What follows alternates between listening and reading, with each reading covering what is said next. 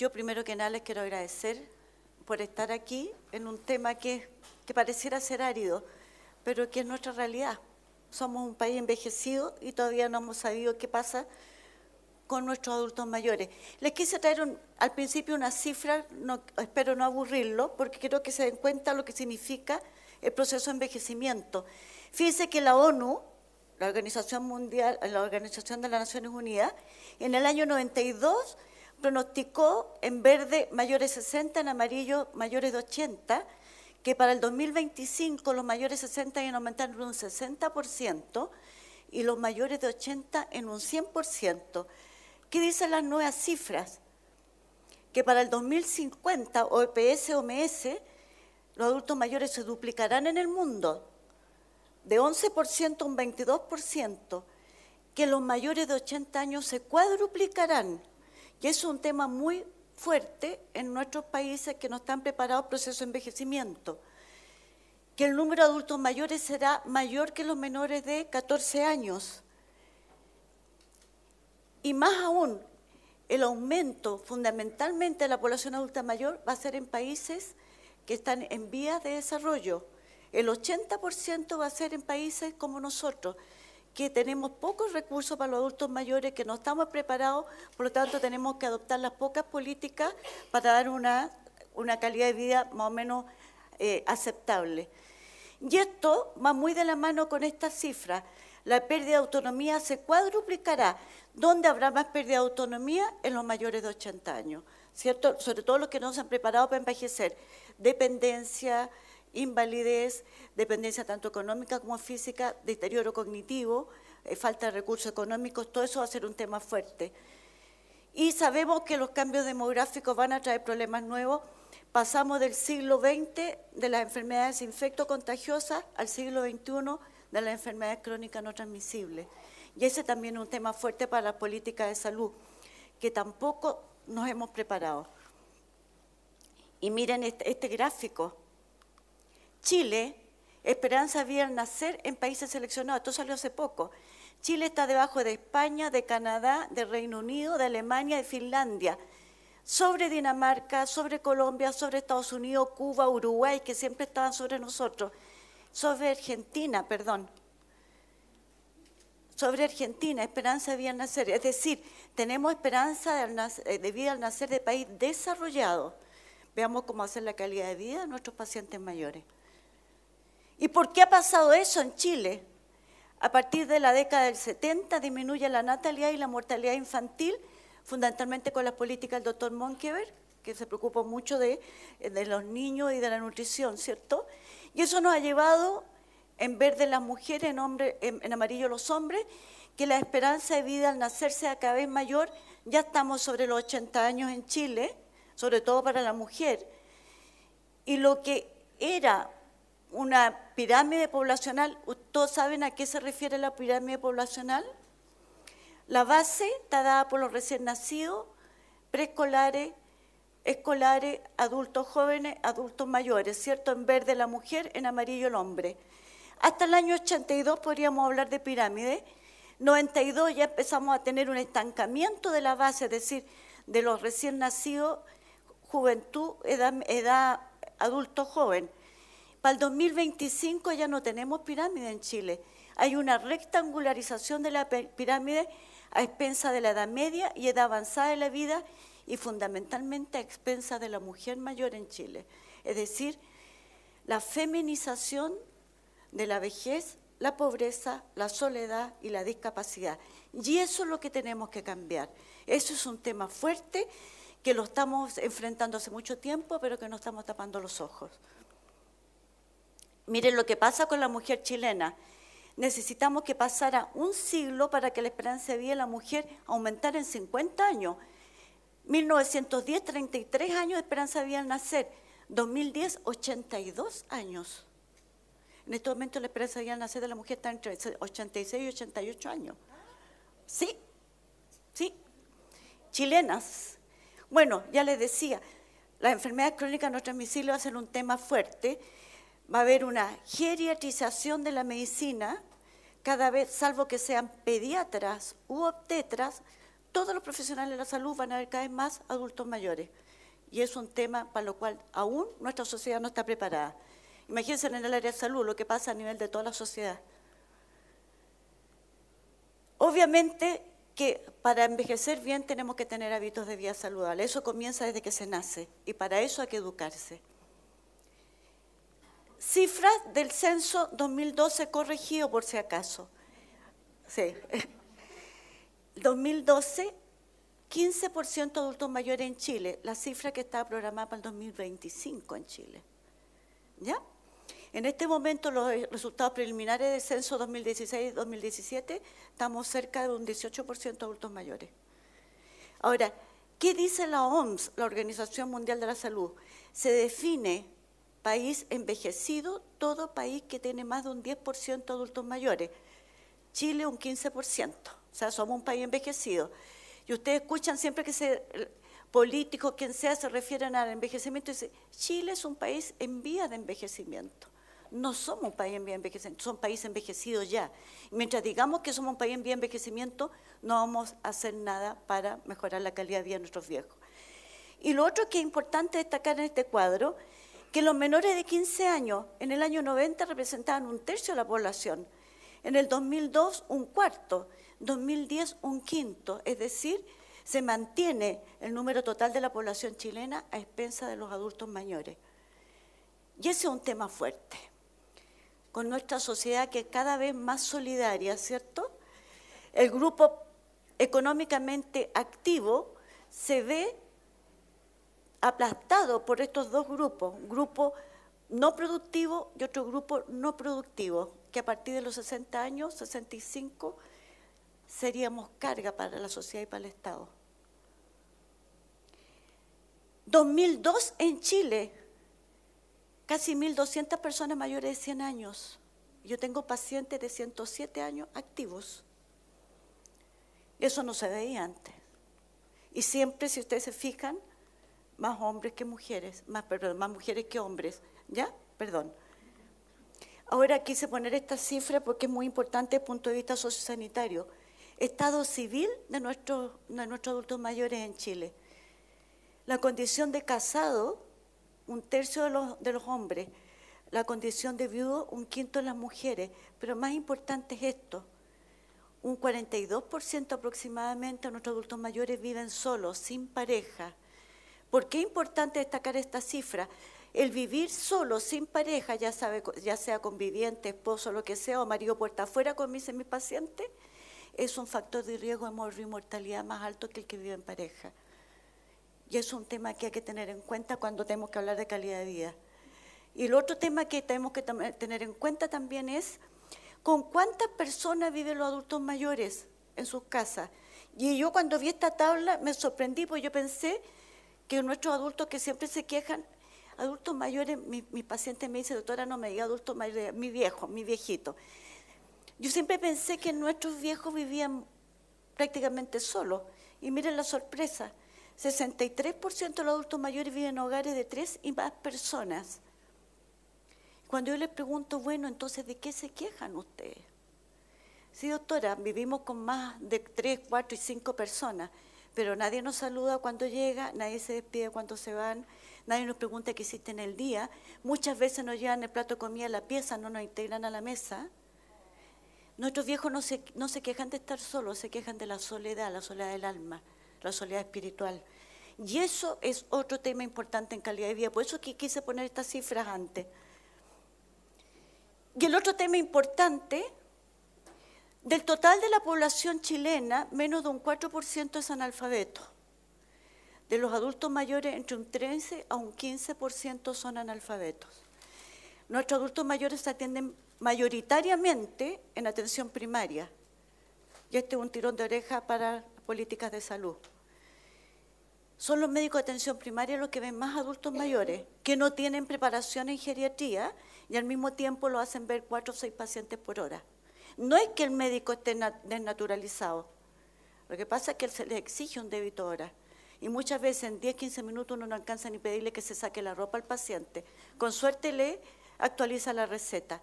con esa letra maravillosa que tenemos los médicos, y ni siquiera tuvimos tiempo de preguntarle si sabe leer o escribir, que es donde vemos más analfabetismo en la atención primaria.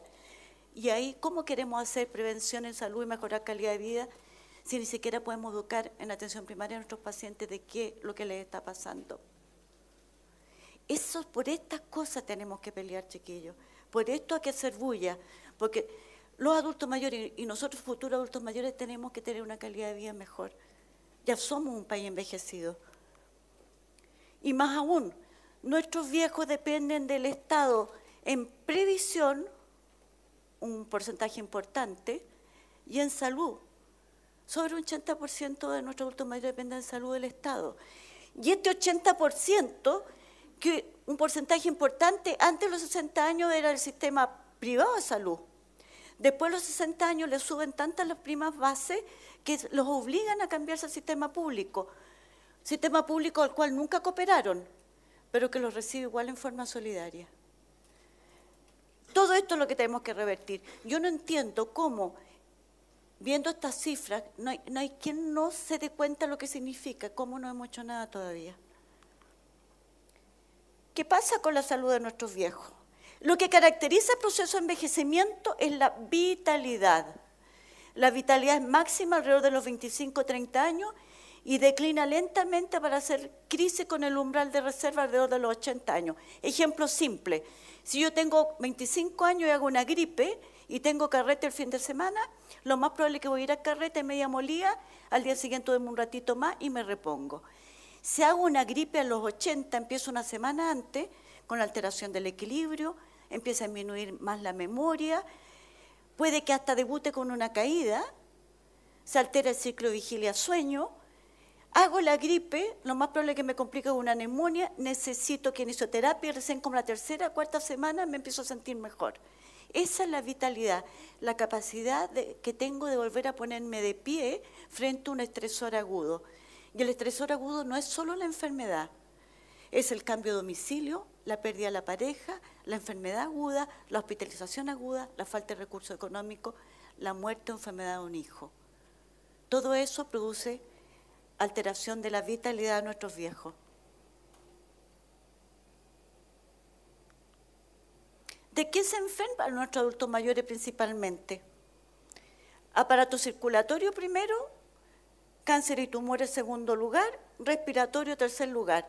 Si ustedes se fijan, las tres primeras causas tienen que ver con hábitos de vida saludables. Nuevamente volvemos al esquema de donde se atienden principalmente nuestros adultos mayores en atención primaria. Si todo esto tiene que ver con hábitos de vida saludable, lo estamos haciendo muy re mal en medicina preventiva. O sea, el Ministerio de la Salud debería llamarse Ministerio de la Enfermedad. No estamos haciendo nada para educar a nuestros pacientes. Si ustedes se fijan, en número absoluto se mueren más los hombres que las mujeres, pero ocupan los mismos lugares. Y la sorpresa más grande todavía, si ustedes revisan la causa de muerte y mortalidad en los países desarrollados, son las mismas y ocupan los mismos lugares que tenemos nosotros países subdesarrollados. Pero esta diapositiva a mí me impactó más y por eso es que se las traigo. Años de vida perdidos por muerte prematura. ¿De qué se mueren nuestros viejos en Chile antes de la expectativa de vida máxima programada para el adulto mayor chileno? Nuevamente, ocupa el primer lugar las cardiovasculares, ¿cierto? Los tumores y tercera causa en el hombre, cirrosis, quinta causa en la mujer, la cirrosis. ¿Qué está pasando con nuestros viejos? ¿Será porque dicen que el vino es un buen antioxidante y mientras más tomo menos me oxido? ¿Ah? ¿Será que el hígado de los viejos está más sensible al efecto del alcohol?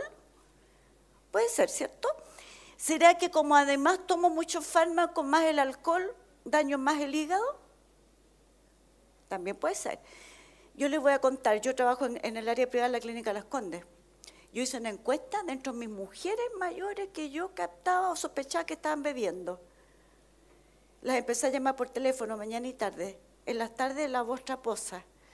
Cuando le pregunté a una de ellas, ¿a qué hora bebe? Me dice, cuando comienza el ocaso, doctora. Cuando empieza a oscurecerse. Porque así se siente menos la soledad y la pena y el temor a estar solito. ¿Qué estamos haciendo nuevamente con nuestros viejos? Esto es prevención, darse cuenta de estas cifras. Y estas están en todos lados. Yo digo, ¿cómo nadie las analiza? Bueno, y vamos a tener las enfermedades emergentes, ¿cierto? Enfermedades crónicas discapacitantes, que ya las tenemos, la demencia que aumenta rápidamente a partir de los 80 años. Y esto da para una clase, porque es un ejemplo más de discriminación para nuestros viejos. En todo el mundo, en el grupo etario donde más ha aumentado el SIDA, en los mayores de 60 años. Más del 50% de los casos del SIDA en el mundo están los mayores de 50 años. ¿En cuántas campañas de prevención de SIDA en la tele o en los diarios han visto ustedes a los viejos? Ninguna.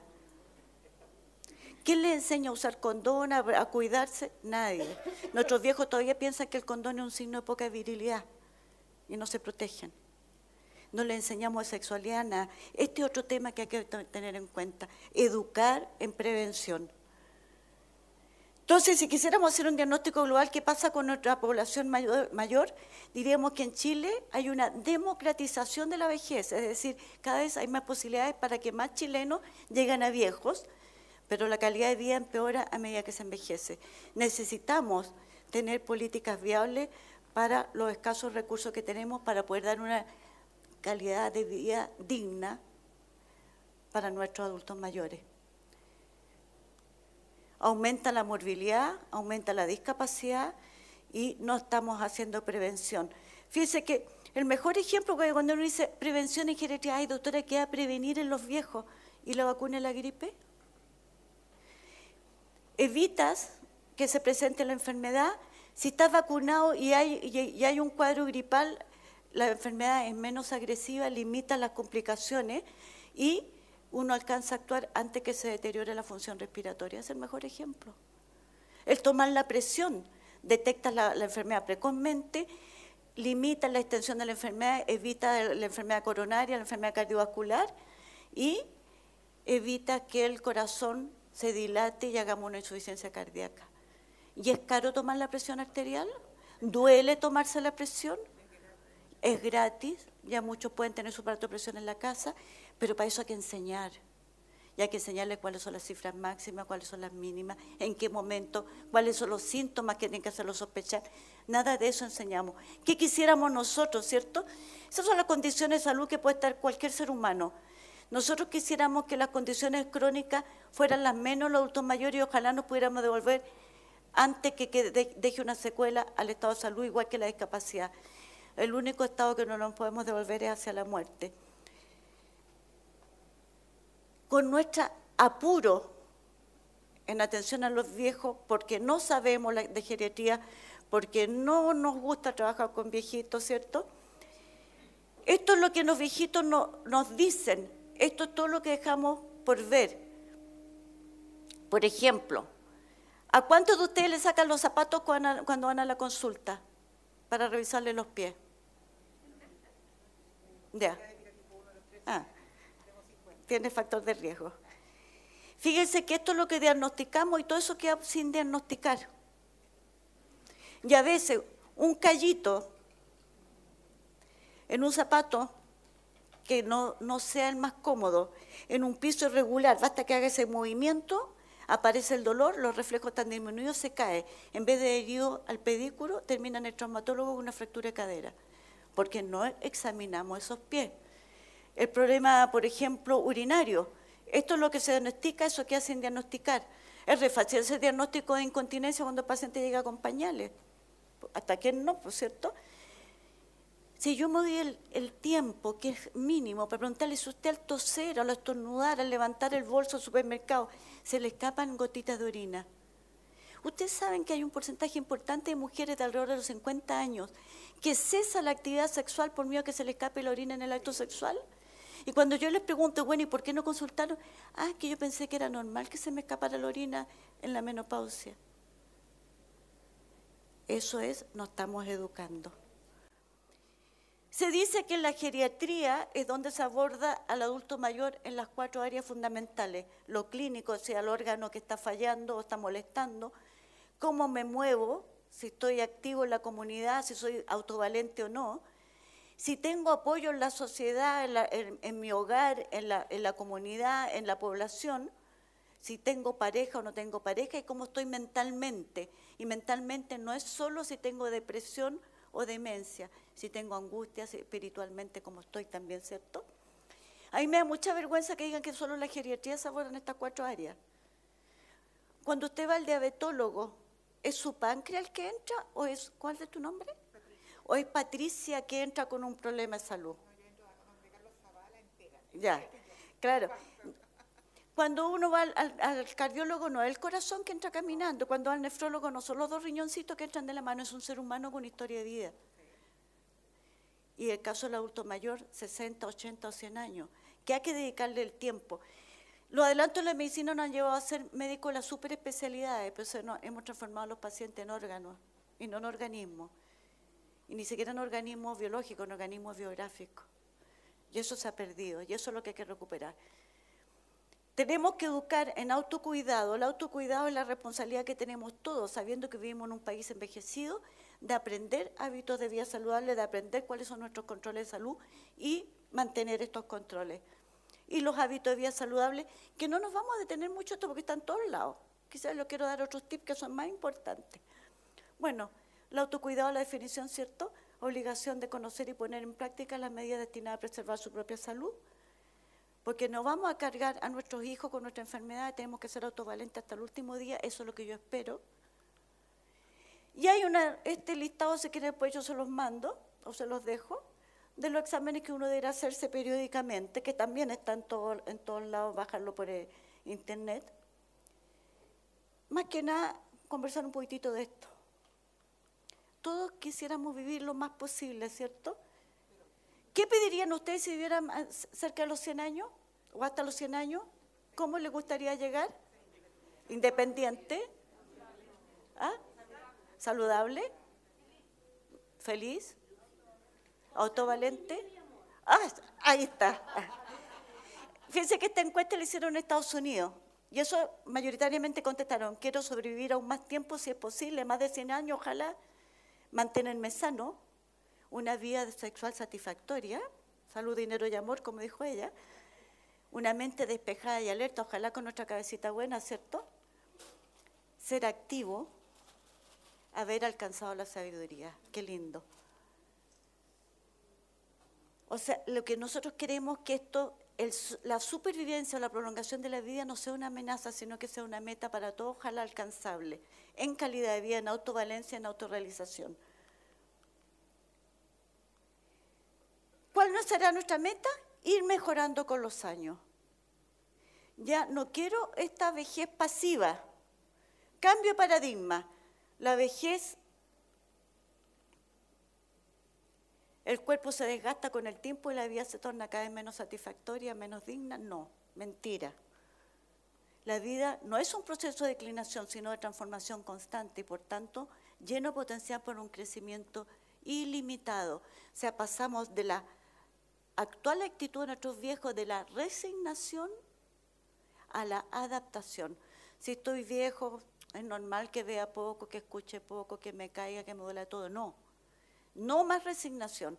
No quiero una vejez pasiva, tienen que pelear por sus derechos, quieren pelear por lo que necesitan. De la resignación pasamos a la adaptación. Y ese es un cambio que tenemos que dar todos juntos. ¿Qué debemos esperar entonces en nuestra segunda etapa de la vida?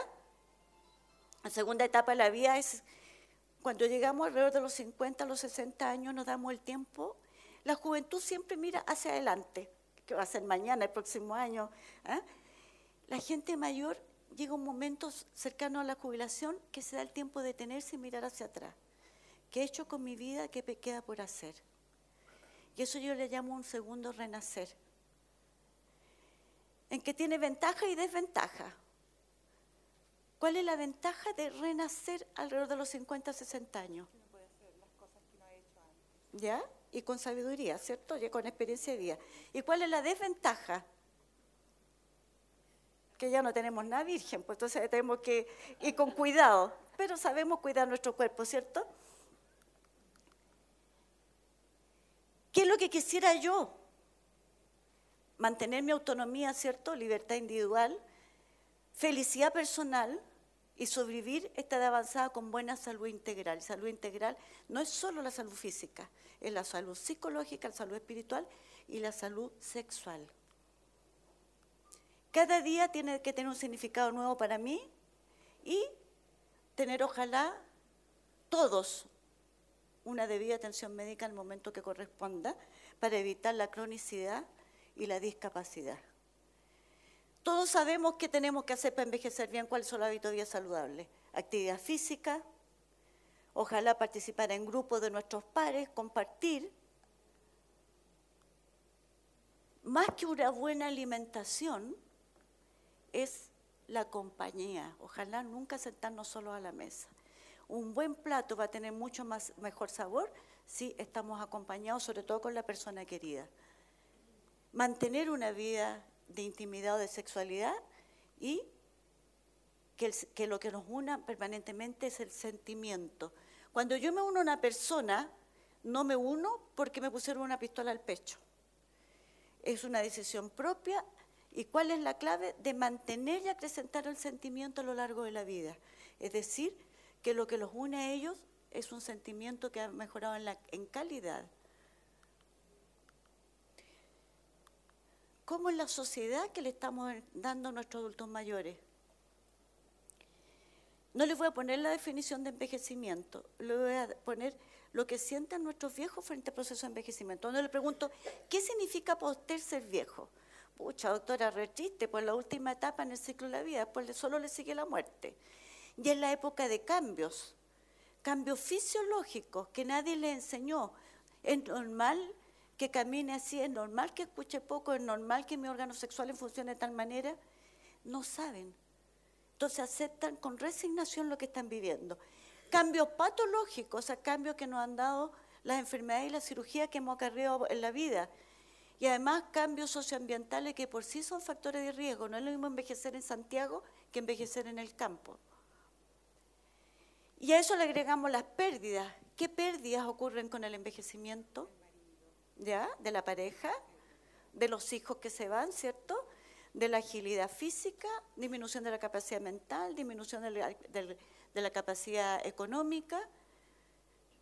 Y aparecen los temores frente a estas pérdidas y a estos cambios que nadie se los enseñó. ¿Qué temores son los más importantes? La soledad, la pérdida de la autonomía, la discapacidad, la falta de recursos económicos, el temor a perder un lugar en la sociedad, el temor a la demencia y, por qué no decirlo, el temor a la muerte. ¿Qué está haciendo nuestra sociedad para nuestros viejos? Nosotros envejecemos de acuerdo a la sociedad en que vivimos. Si yo vivo en una sociedad oriental, lo más probable es que mi envejecimiento va a ser óptimo. En las sociedades orientales, el viejo ocupa un lugar importante en la sociedad y se le respeta. Yo le quise condensar las características que yo encuentro que tiene nuestra actual sociedad y vamos a poner cómo se sienten nuestros viejos de acuerdo a esas características. Es altamente competitiva. Yo creo que a nadie le cabe duda. ¿Cómo se considera así una persona mayor que ya no figura en la lista de productores y cuyo consumo se ve limitado a medicamentos y pocas cosas más? Vivimos en la sociedad de consumo. Con nuestras pensiones maravillosas, podemos ser re poco consumistas, por lo tanto estamos al último lugar, pues es una sociedad de consumo que no podemos consumir, nadie nos toma en cuenta. No tenemos cabida en eso. Es efectista. ¿Cómo se siente el viejo en una sociedad de prisa que exige resultados inmediatos cuando por definición tiene una disminución de su vitalidad, el gráfico que les mostré al principio? ¿Cómo evita frustrarse frente a esta sociedad de prisa? Es masificada. ¿Cómo se siente el viejo en esta urbanización de la gran ciudad cuando no tiene paz ni espacio adecuado necesario para encuentros personales? Júntense, pásenlo bien. Le estamos limitando hasta los pasajes en el metro hasta esta altura. Hay cosas que tenemos que cambiar, ¿cierto? Tenemos que mostrar cuál es nuestra realidad. Pero para eso hay que meter bulla. Nosotros, futuros adultos mayores, yo creo para el 2025, cuando seamos más de un cuarto de la población, no vamos a aguantar como muchos de ustedes lo han aguantado en forma pasiva el proceso de envejecimiento. Vamos a tener un poder reivindicativo más fuerte. No nos vamos a quedar tranquilos. Vamos a pararnos frente a la moneda, iremos a tirar tomate, hacer cualquier cosa, pero vamos a pelear por nuestros derechos y nuestros deberes. Y eso es lo que tenemos que hacer. Es de relativismo valórico. ¿Acaso valores tan importantes como la verdad, la justicia, la equidad, el amor, la sexualidad, la honestidad profesional, la autonomía, el amor propio son tomados de manera distinta de acuerdo al grupo etario? ¿Quién dijo que los valores cambian a partir de los 60 años? Es una sociedad acelerada. ¿Cómo se siente un viejo quien por definición carece de una capacidad rápida de adaptación? Cuestión que se paren en la Alameda y miren a una persona mayor con un bastón tratando de cruzar la Alameda en un cambio de luz. Llega hasta la mitad, con suerte. El otro día hice ese ensayo frente a la casa de la central de la Chile. Es de familia nuclear. ¿Qué rol desempeña el adulto mayor en un lugar donde no se les da cabida? Ya decíamos, viven en hogares de 3 y más personas, pero no se les incluye en la mesa, no se les conversa, no los saludamos, no nos despedimos. Se ha prolongado la vida ideológica. Los adelantos médicos, los adelantos tecnológicos nos han llevado a prolongar la vida, ¿cierto? Pero nos hemos preocupado si lo que estamos prolongando también es calidad de vida o estamos haciendo que nuestros viejos sientan su vida con una falta de contenido. Pero todavía yo creo que hay a qué recurrir. Existen signos de sensibilidad y solidaridad, dice aquí. Peleamos porque hay una crisis intergeneracional. Me gustaría que le levantaran la mano cuántos de ustedes visitan a sus padres una vez a la semana. Los míos, si estuvieran vivos, estaría todos los días. Ni un quinto del auditorio. ¿Cuántos visitan a sus abuelos una vez a la semana? Fíjense que 2, 3. ¿Podríamos hablar de crisis intergeneracional cuando ni siquiera conocemos a los viejos de nuestra familia? Aquí no hay una crisis, hay un desconocimiento intergeneracional. Aquí tenemos que recurrir a que nos conozcamos, un diálogo permanente, constante y transparente entre generaciones. Tenemos que nosotros, jefes de familia, presentarle, enfrentar a nuestros hijos con sus abuelos. ¿Cómo van a respetar y conocer qué quieren los viejos si no conocen ni siquiera a los viejos en la casa? Eso nos falta. Obviamente, con esas características uno entiende que hay pérdida de autonomía de nuestros adultos mayores, ¿cierto? Que no le encuentran significado a la vida y se sienten marginados socialmente. A esas 4 áreas que están en todos los libros de geriatría, que lo dijimos antes, los biopsicosocial, yo le agrego un área más que es mi responsabilidad, es mi experiencia clínica. Una de las áreas que más le importa al adulto mayor es la espiritualidad. Y la espiritualidad no es solo religiosidad, es cómo me siento de aquí yo. Estoy en paz conmigo mismo, tengo algo pendiente, dije te quiero, me equivoqué, perdona, te necesito. Por Dios, sé abrazar. Si cuando ustedes eran niños, los padres, una forma de mantener el respeto era no demostrar cariño táctil porque se perdía la autoridad. Yo tengo pacientes que están enfermos porque no saben abrazar al hijo que tiene un cáncer terminal. Y hemos tenido que hacer el ensayo en la consulta que se abracen. No saben hacer cariño, no saben acariciar. Y eso es súper importante. Y más aún, cuando ya están mayores, cuando uno dice, a ver, ¿qué cosa ha hecho? No, doctora, he cometido puros errores. Tenemos que ayudarlos a que se reconcilien con la vida. Pero tiene hijos profesionales, tienen hijos que salieron adelante, sí, pero no le he dejado nada. ¿Y qué importa lo que le dejó? Estuvimos en un país de terremoto, la casa se puede caer. ¿Se acabó el recuerdo del padre? Estamos abriendo la puerta de la casa y nos roban el auto. ¿Se acabó el recuerdo del padre? Lo importante es cómo trascendemos del cariño, de lo que le dijimos, de cuando lo abrazamos. No le solucionamos el problema, pero lo contuvimos a través de un abrazo. Y eso es lo que necesita el niño, eso es lo que necesita la gente, eso es lo que necesitamos nosotros, eso es lo que necesitan sus mujeres, sentirse queridas, sentirse abrazadas, sentirse acariciadas. Saquemos el estereotipo del tocarse, de acariciarse, eso no es pecado, ojalá todos lo hicieran.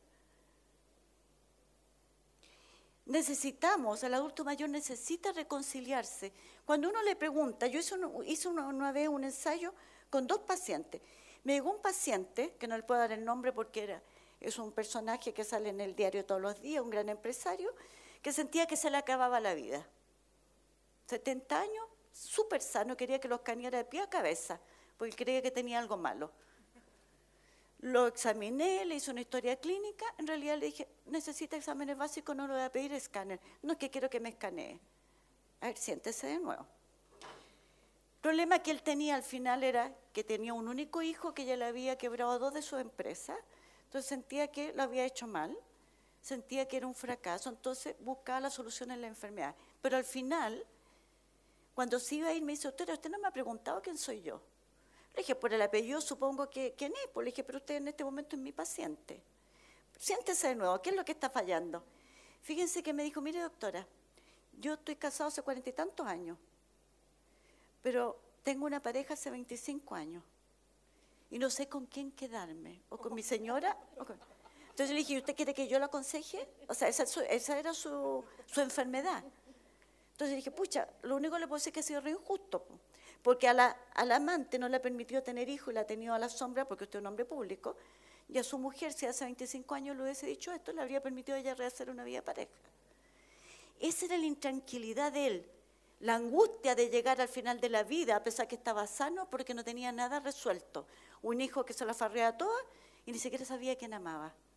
No sabía con quién iba a terminar la vida. La siguiente paciente que entró, mamá de una colega, una mujer exquisita, 86 años, le dije, a ver, señora Edith, esto es hipotético, no se me asuste. Si yo le dijera que usted se va a morir mañana, ¿qué me diría?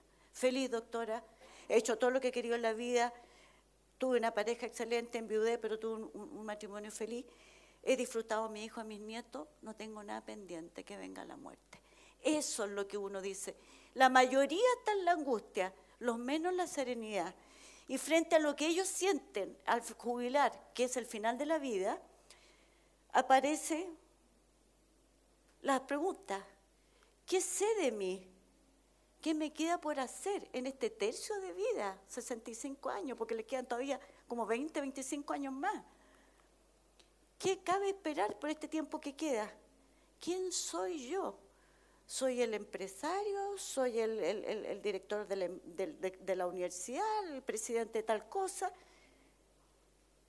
Como me decía la otra vez un director del hospital donde yo estudié, Adelita, llegué a la casa, había jubilado, y le dije a mi señora, sírveme un café, me dijo que te lo sirva a tu secretaria. Yo ahora estoy en otra, porque esos 20 años que no estuvimos juntos, que tú te dedicaste a hacer galardones y yo estuve solita, ahora estoy con clase de pintura, otras cosas. O sea, ¿quién soy yo? Ya no soy el director del hospital. Pero, ¿qué hice para mantenerme presente en mi familia? Le llamé la atención a mi hijo y mi hijo me dijo, papá, ¿cómo me llama la atención si ni siquiera sabes cómo pienso, si nunca estuviste conmigo? No te vi. Eso es. ¿Cuál es nuestra pelea en aprender a envejecer? Y esto le digo experiencia clínica, por eso quise hablar más de esto que lo que está en los libros. Yo quiero que al final de nuestra ruta por la vida podamos decir, me encuentro en paz, que venga la muerte, no tengo nada pendiente. Y fíjense que por casualidad, la segunda de mi hija me pidió que fuera su madrina de confirmación y tuve que leer por tarea algunas cosas de la Biblia. Y me encontré que paz es sinónimo de salud espiritual en la Biblia. Y dice que la paz es posible conseguir y acrecentar incluso cuando biopsíquicamente y socialmente estoy irreversiblemente deteriorado. Es decir, si lo ponemos en una enfermedad terminal, yo puedo estar irreversiblemente enfermo, pero si estoy en paz, estoy feliz. Y yo eso lo he vivido con pacientes en lo que es dolor y cuidados paliativos, en pacientes terminales, que no se mueren mientras no tengan solucionado. Y hablan el tema y al día siguiente o al día subsiguiente mueren con una tranquilidad y han quedado vivencias muy lindas. O sea, no tengo el tiempo para contarles más vivencias. Ojalá en algún momento podamos tener estos espacios. Y en relación a la salud psicológica, se dice que lo más importante es hábitos de vida saludable, alimentación sana, evitar hábitos tóxicos, ojalá poco alcohol, ojalá no haber fumado. Pero hay unos estudios muy lindos de unos centenarios italianos, más de 100 años que viven en la comunidad, activos en la comunidad, y solo tienen en común 7 factores. autoestima siempre alta, optimismo en la vida, trabajar o haber trabajado lo que lo hacía felices. Cada día que despiertan tienen una razón para levantarse, un proyecto de vida. Nunca han perdido la capacidad de asombro y admiración. Vida de pareja satisfactoria y vida sexual satisfactoria. Los 7 parámetros tienen que ver con la salud psicológica y por eso tenemos que pelear. Y cuando uno ve esta pirámide de Maslow, que es la pirámide de las necesidades de los seres humanos, ¿cierto? Necesidades fisiológicas, el hogar, el alimentarse, necesidades de seguridad, salud, familia, empleo, propiedad privada, de aceptación social, lo que necesito para ser aceptado por el otro, los amigos, los afectos, la sexualidad, lo que necesito para sentirme bien, el amor propio, el respeto, la autoestima, la confianza. Y la última etapa, que es la que quisiéramos todos llegar, la autorrealización. ¿Hasta dónde creen ustedes que llegan nuestros adultos mayores en esta pirámide?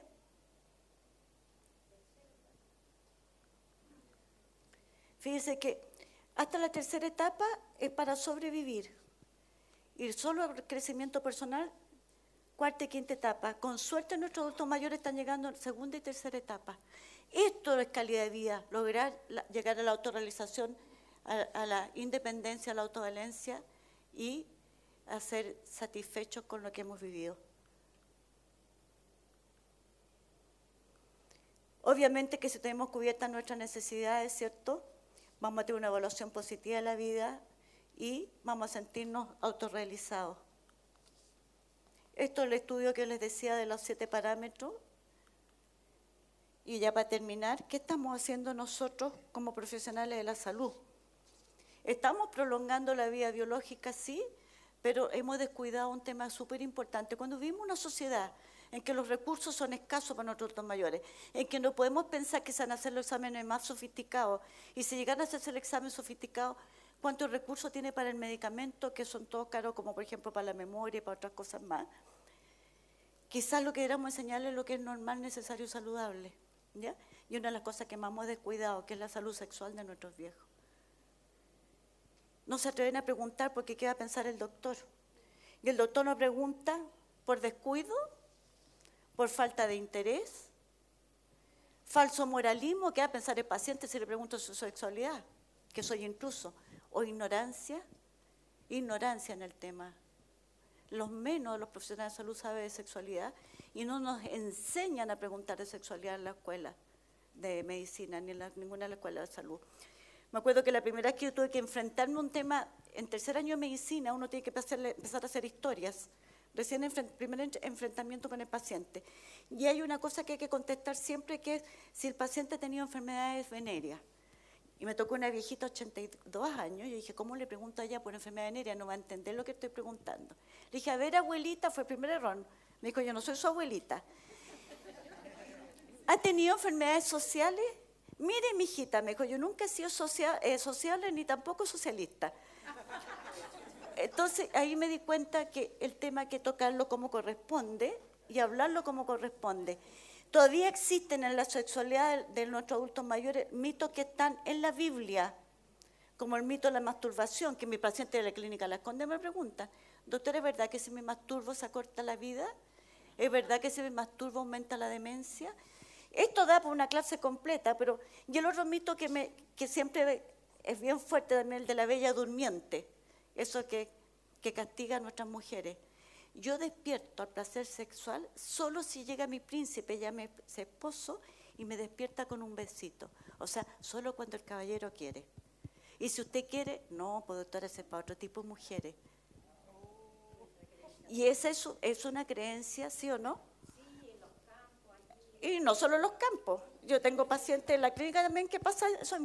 Esto cosa hay que desmitificar, hay que enseñarle a disfrutar lo saludable, lo necesario y lo natural. Y todos estos mitos nos llevan a que sigan existiendo en el siglo XXI prejuicios sobre la sexualidad de nuestros adultos mayores, que no conozcan los cambios anatómicos funcionales que ocurren en los órganos sexuales a medida que se envejece, que haya poco estudio y, por qué no decirlo, no hay interés en estudiar el tema, y sigamos siendo ignorantes como sociedad y como profesionales de la salud en el tema de sexualidad. Y es más fácil decir el viejo verde y la viuda alegre, y no le damos respuesta y echamos siempre una broma en vez de contestar con una respuesta científica. Y y nos creemos como sociedad y les hacemos creer a ellos que son seres asexuados.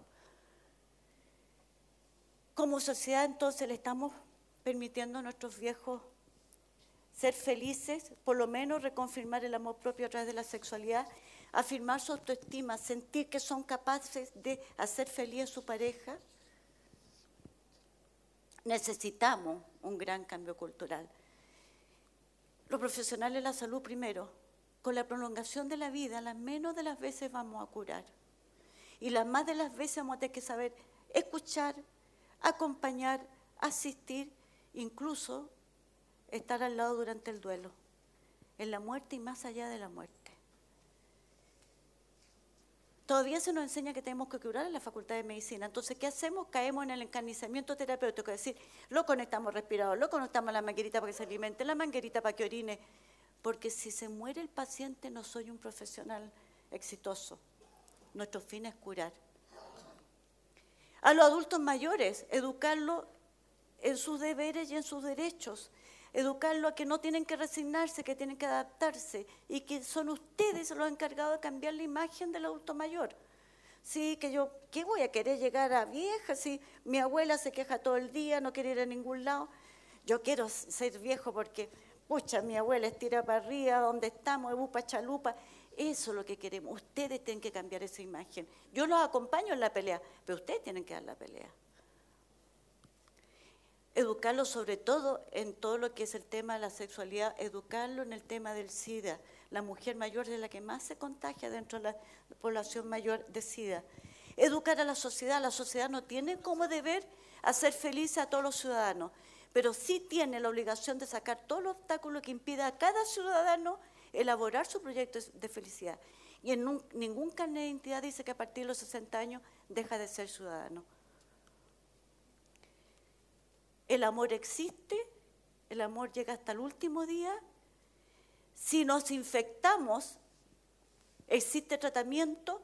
La homosexualidad es un tema fuerte en el envejecimiento y no se habla porque el estereotipo es mayor. ¿Cómo voy a reconocer, doctora, que soy homosexual frente a mi esposa, frente a mi hijo, que soy bisexual? Si soy una persona pública, además. Y que nuestros viejos también tienen que protegerse como parte de salud integral. Fundamentalmente en esta diapositiva, permitir que parte de la salud integral sea el arte de amar en toda su expresión. Y solo nos mantendremos jóvenes si somos capaces de amar. Seremos viejos prematuros si hemos perdido la razón del sentimiento. Estamos en el siglo XXI con un 17% de adultos mayores. Ya no podemos dejar a este casi 20% de adultos mayores, un quinto de la población, aislados socialmente. Ya no nos podemos tapar los ojos. Es nuestra realidad. No es un proceso que viene, un proceso que ya tenemos, el envejecimiento. Tenemos que unirnos como sociedad, no solo profesionales de salud, todos como sociedad, frente a este proceso, porque al final lo único que nos va a pasar la cuenta si hemos sido injustos con nuestros padres, con nuestros abuelos, con los viejos de nuestra comunidad, es cuando queramos poner la cabeza en la almohada de la noche y no podamos dormir. Y fíjense que les voy a dejar, entonces, ¿dónde está la receta para envejecer bien? Después de todo lo que ha pasado, todos los siglos que han pasado y todos los estudios, la receta para envejecer bien está en un libro de la Escuela de Medicina más antigua del mundo, la Escuela de Salerno de Italia, siglo XIII. Y miren, se las voy a poner. Vida honesta y arreglada,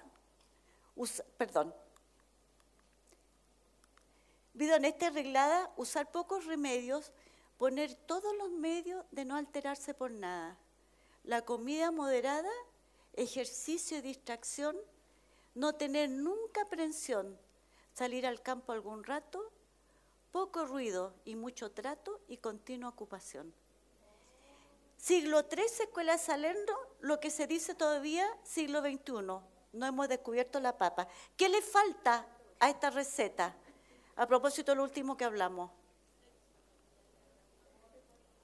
Es lo único que le falta a esta receta. O sea, en el siglo XXI solo le agregamos el sentimiento. En una sociedad tan poco solidaria, lo que más necesitamos es sentimiento.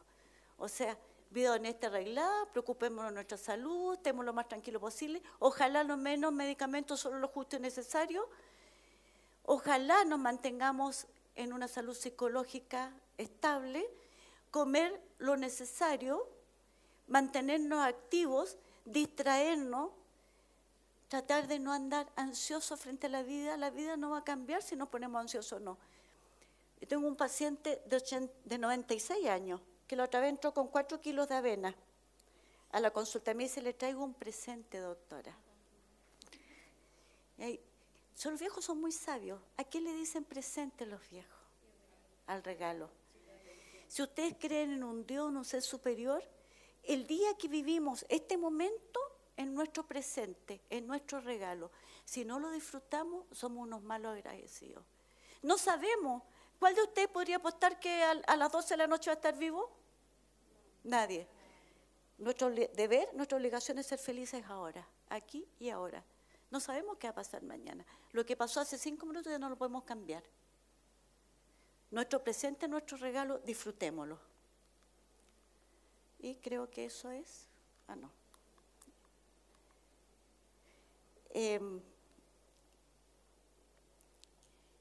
Hay una frase muy bonita de Pablo Neruda, y que yo quiero terminar con eso, para que vean, y justamente en una oda a la vejez dice, en un beso sabrás todo lo que he callado. El romanticismo, la pasión, existe hasta el último día. Muchas gracias.